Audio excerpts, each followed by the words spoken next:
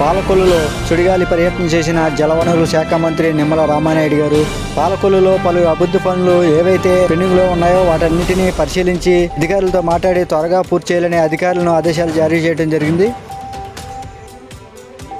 5 సంవత్సరాలు అధికారం కోల్పోవడంతో 20 సంవత్సరాలు వెనక్కి ఏ రకంగా అయితే ఈ రాష్ట్రం పోయిందో అదేవిధంగా మన పాలకులు కూడా అదే రకంగా 20 సంవత్సరాల వెనక్కి వెళ్ళిపోయినటువంటి పరిస్థితి మనకు అడుగడుగున కూడా కనిపిస్తూ ఉంది. అందులో ఉదాహరణ ఏదైతే ఇప్పుడే మనం చూసాం, ప్రభుత్వ ఆసుపత్రి ఆ రోజు 12,60,00,000 రూపాయలు నిధులు తెచ్చి సంవత్సరంలో పూర్తవ్వాల్సినటువంటి ఆ 100 పడకల ఆసుపత్రి మరి 5 సంవత్సరాలు పూర్తయినా అవ్వకపోవడం, అటుంచి చేసినటువంటి పనులు కూడా ఉపయోగకరంగా లేకుండా ఎక్కడ కూడా లెవెల్స్ కానీ ఏదైతే ప్లంబింగ్ వర్క్ కానీ అన్నీ కూడా నిరుపయోగంగా ఉన్నటువంటి పరిస్థితి. అసలు పనులు చేయకపోయినా పోనీ ఖచ్చితంగా క్వాలిటీతోటి ప్రజలకు ఉపయోగపడేటువంటి విధంగా చేసుకునేవాళ్ళం.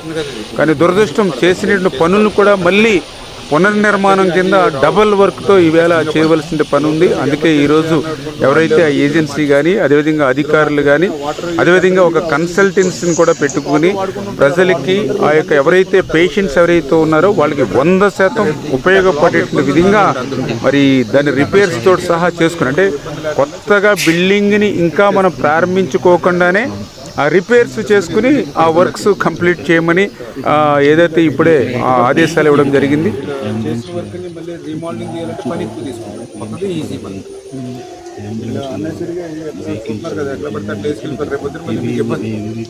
హాస్పిటల్లో అక్కడి నుంచి నీళ్ళల్లో వెనక్కి దొరుకుతాయి, బాధలు పైపులు పగిలిపోతాయి, మెజర్మెంట్స్ కానీ సిస్టమ్ కానీ లేదా చూసుకోండి కొంచెం కరెక్ట్గా.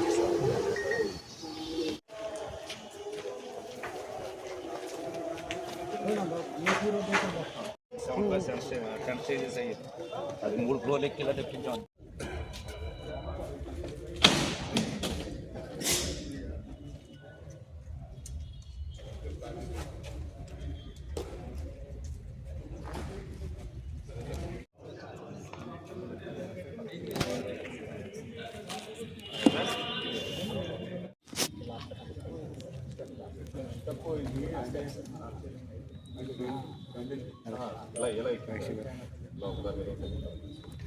స్టెప్ వచ్చింది కదా సార్,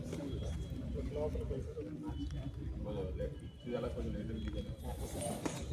ఇప్పుడు మార్చి కదా టెస్ట్ చేసి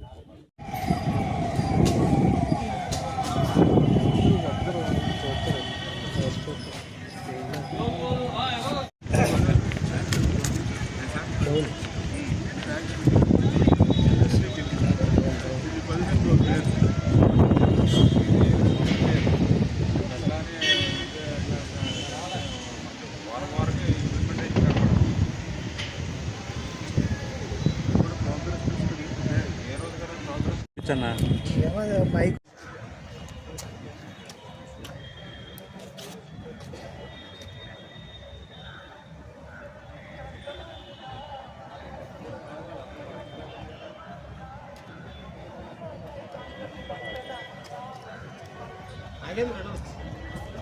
మనం చెప్పింది బట్ క్లీన్ చేసేది మీరు ఒకసారి వచ్చుంటే అది పీకి పడేద్దరు ముందు అయిపోయింది సార్. మళ్ళీ నేను వచ్చిన తర్వాత కమిషనర్తో మాట్లాడారు, సురేష్ ప్యాక్ చేసి అర్జెంట్గా చేస్తా ఉంటే పై కూడా క్లియర్ చేసేయాలి. పైదేమో